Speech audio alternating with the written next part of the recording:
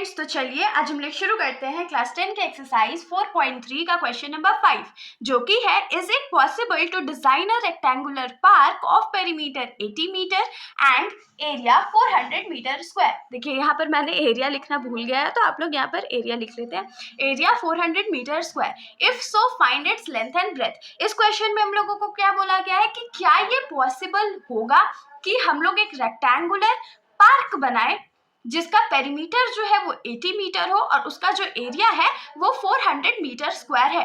अगर ऐसा है, अगर ये पॉसिबल है, तो इस रेक्टेंगुलर पार्क का लेंथ फाइंड करिए और ब्रेथ फाइंड करिए। तो इस क्वेश्चन तो थोड़ा डिफिकल्ट लग रहा है ना, लेकिन इसका सॉल्यूशन बहुत इजी है। देखिए हम लोग इसका सॉल्यूशन करेंगे कैसे। तो हम लोग इसमें लिखते हैं सबसे पहले let the length and breadth of the park be L and B respectively. अब इसमें हम लोग क्या लिखे हैं कि जो लेंथ है और जो ब्रेथ है पार्क का, उसको हम लोग L और B रिस्पेक्टिवली मान लेते हैं। मतलब कि जो लेंथ है वो L होगा और जो ब्रेथ होगा वो B होगा। तो अब सबसे पहले हम लोगों को क्या दिया हुआ है, पेरीमीटर जो है वो 80 मीटर के बराबर है, तो हम लोग लिखते हैं यहाँ पर perimeter of rectangular park is equals to कितना है, 80 के बराबर है। मीटर आप लोग चाहो तो लिख सकते हो, नहीं लिखना चाहो तो ओमिट भी कर सकते हो। तो पेरीमीटर ऑफ रेक्टेंगल क्या होता है, 2L + B is equals to 80 आ जाएगा यहाँ पर। अब देखिए 2 जो इधर मल्टीप्लाई में है तो इधर जाके वो क्या हो जाएगा, डिवाइड हो जाएगा ना। तो ये क्या हो जाएगा, length plus breadth is equals to 80 divided by 2 which is 40। तो यहाँ से हम लोग को एक इक्वेशन क्या मिल गया, length plus breadth is equals to 40। तो अब देखिए आगे हम लोगों को क्या दिया हुआ है कि now area is equals to हम लोग कितना दिया हुआ है, 400 मीटर स्क्वायर दिया हुआ ना, इसको हम लोग 400 मीटर डायरेक्टली लिखते हैं। एरिया हमारा क्या होता है, लेंथ इंटू ब्रेथ होता है, जो कि 400 के बराबर हो गया। अब देखिए एक स्टेप यहाँ पर और क्या कर सकते हैं, लेंथ का वैल्यू हम लोग क्या निकाल सकते हैं, 40, और क्योंकि b इधर प्लस में तो इधर जाके माइनस हो जाएगा, तो ये 40 माइनस b। तो यहाँ से हम लोग को लेंथ का वैल्यू मिल गया ना, तो लेंथ का वैल्यू यहाँ से निकाल के हम लोग इसमें पुट कर देंगे। तो l के जगह हम लोग क्या लिखेंगे, 40 minus b into b is equals to 400। अब b इंटू 40 क्या होगा, 40b minus b into b square, और ये जो 400 राइट साइड में प्लस में है इधर आके माइनस हो जाएगा, तो ये -400 इज इक्वल्स टू 0 आ गया। थोड़ा सा इसको हम लोग अरेंज कर लेंगे तो ये क्या हो जाएगा, -b square plus 40b minus 400 is equals to 0। तो अब देखिए b स्क्वायर जो है वो माइनस में है तो अच्छा नहीं लग रहा है, तो हम लोग क्या करते हैं, पूरे इक्वेशन को माइनस से मल्टीप्लाई कर देते हैं। इससे क्या होगा, जो वैल्यूज हमारे पास माइनस में है वो प्लस में हो जाएगा और जो प्लस में है वो माइनस में हो जाएगा। तो यहाँ से हम लोग को क्या मिलेगा, b square minus 40b plus 400 is equals to 0।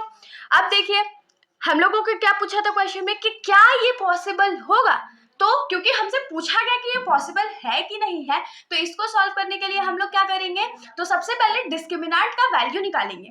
अगर डिस्क्रिमिनेंट का जो वैल्यू है वो 0 के बराबर आता है या 0 से बड़ा आता है, तब हमारा ये सिचुएशन पॉसिबल है। और अगर हमारा जो डिस्क्रिमिनेंट का वैल्यू है वो नेगेटिव आ जाता है, 0 से छोटा आ जाता है, तो ये सिचुएशन पॉसिबल नहीं होगा। हमने तो इसके जैसे 2 क्वेश्चन सॉल्व किए थे ना, तो चलिए हम लोग इसको सॉल्व करते हैं। तो हम लोग लिखेंगे हियर a का वैल्यू इस इक्वेशन में क्या है, 1 है, b का वैल्यू क्या है, -40 है, और c का वैल्यू कितना है, तो 400 है। तो डिस्क्रिमिनेंट या d इज इक्वल्स टू क्या होता है, b स्क्वायर माइनस 4ac। तो b स्क्वायर है मतलब सेकेंड टर्म है ना, तो सेकेंड टर्म मतलब -40 का whole square minus 4 into a के जगह 1 हो जाएगा, इंटू c के जगह 400 हो जाएगा। तो माइनस का स्क्वायर तो प्लस हो गया, 4 का स्क्वायर कितना होता है, 16 होता है, और 2 को 0, तो 1600 माइनस 4 4 जा 16 और 2 0 इज इक्वल्स टू 0। अब देखिए यहाँ पर जो हमारा डिस्क्रिमिनेंट है वो 0 के बराबर आ गया ना, तो हम लोग यहाँ पर क्या लिख सकते हैं कि since discriminant is equal to 0 therefore 2 equal roots exist. हमने नेचर ऑफ रूट्स में पढ़ा था ना कि अगर डिस्क्रिमिनेंट जो है वो 0 के बराबर होता है तो जो रूट्स है वो इक्वल होंगे और एग्जिस्ट भी करेंगे। तो यहाँ से हम लोग क्या लिख सकते हैं कि hence this situation is possible. तो ये सिचुएशन जो है वो पॉसिबल होगा। अब हम लोग क्या करते हैं, क्योंकि सिचुएशन पॉसिबल आ गया है तो सिंपली हम लोग जो क्वाड्रेटिक इक्वेशन हमारा आया है बी स्क्वायर माइनस 40 प्लस 400 को, उससे x का वैल्यू निकाल लेते हैं। तो हम लोग यहाँ पर लिखेंगे B square minus 40b plus 400 is equals to 0 है। हम लोग इसको कैसे सॉल्व करेंगे, मिड टर्म स्प्लिटिंग के हेल्प से सॉल्व करेंगे। तो ये क्या हो जाएगा, constant term into B square का कोएफिशिएंट। तो कांस्टेंट टर्म तो 400 था और बी स्क्वायर का कोएफिशिएंट क्या है 1 है, तो 400 इंटू 1 तो 400 होगा। इसको अब हम लोग फैक्टराइज कर लेते हैं। तो ये 200 हो गया, फिर ये 2 के टेबल में 100 टाइम्स में, फिर ये 2 के टेबल में 50 टाइम्स में, फिर ये 2 के टेबल में 25 टाइम्स में, और ये फिर 5 के टेबल में 5 टाइम्स में। अब हम लोगों को क्या चाहिए, हम लोगों को तो 40 चाहिए। तो हम लोग क्या करेंगे, फटाफट सोचिए। देखिए 2 2s are 4 और 4 5s are 20, ये हमारे पास 20 आ गया। फिर सेम सिचुएशन है, 2 2s are 4 और 4 5s are 20। तो अगर 20 में हम लोग 20 ऐड कर दे तो 40 आ जाएगा ना, लेकिन ऐड तो नहीं कर सकते क्योंकि यहाँ पर हमारा साइन कौन सा है, माइनस का है। इसीलिए अगर हम लोगों को प्लस करना है तो क्या करना पड़ेगा, 2 माइनस का साइन देंगे। तो यहाँ से हम लोग क्या लिख सकते हैं, B square minus 20b minus 20b plus 400 is equals to 0। तो अब इन दोनों टर्म्स में हम लोग क्या कॉमन ले सकते हैं, तो b कॉमन ले सकते हैं। तो हम लोग के पास क्या बचेगा, b माइनस 20। और इन दोनों में से हम लोग क्या कॉमन ले सकते हैं, तो 20 कॉमन ले सकते हैं। तो 20 कॉमन लेंगे तो यहाँ क्या बचेगा, b माइनस प्लस माइनस, और 400 में 20 कॉमन लेंगे तो 20 बचेगा। देखिए ये दोनों ब्रैकेट सेम आया, मतलब हमने सही किया है।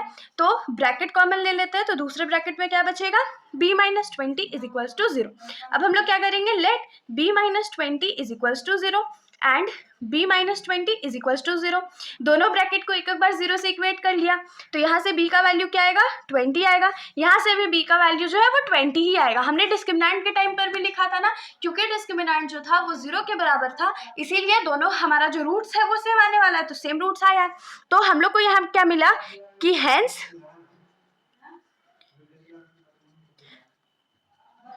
breadth of the rectangular park is equals to क्या आ गया, b के बराबर था और हमने निकाला कितना, 20 मीटर। और क्योंकि सारे यूनिट्स मीटर में था इसलिए मीटर हो गया। इसको हम लोग क्या लिख सकते हैं कि length of the rectangular park is equals to क्या है, अब जो लेंथ था वो हमने क्या निकाला था, L था, और L का वैल्यू जो हमारा सेकंड इक्वेशन से था, ये जो हमने पहला इक्वेशन निकाला था पेरीमीटर वाले से, वो कितने के बराबर आया था, तो 40 माइनस बी के बराबर आया था।